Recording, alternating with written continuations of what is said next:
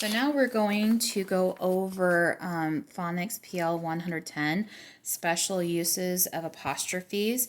And there were two things that I noticed that a lot of us did on this worksheet.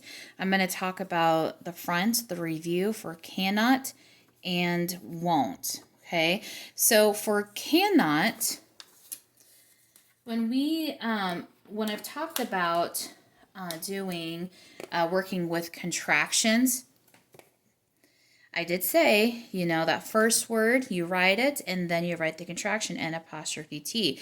This is one of those exceptions, okay? This is one of those really weird things where some of us, well, if we follow Mrs. Allen's, the rules of the contractions, we should write can and then N apostrophe T, right? Well, unfortunately, this is one of those exceptions. It's not, can't is not two N's, okay? And I know that sounds so weird. Well, why not?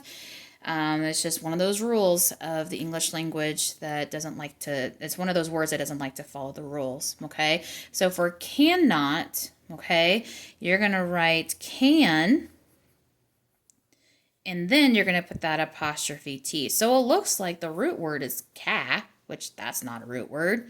Not, right? That's what it looks like. But if you think about it, think of the word can. And when we have can and can't, we don't say can't, right? We say can't. We don't, it's one syllable, okay? So if we were to clap it out, it's can't, right? If it was can't, right, with the two N's, it would actually be two syllables. Can't. Can't, I can't even really do it. Can't, okay? Can't. There we go. Because when you have a double consonant in the middle like that, that's usually a signal that it's two syllables. So it can't be two N's. It's got to be just the one N, can't. Okay, the other thing that I want to talk about is the really tough one that we've discussed before, when you have the contraction won't, and several of us put the two words inside as woe not, because, well, if we follow the rules like normal, it would be, right, the word would be woe and then the contraction in apostrophe T, right? That makes sense for the apostrophe and apostrophe T for not. That makes sense, right? Yeah, but it's one of those that doesn't like to follow the rules.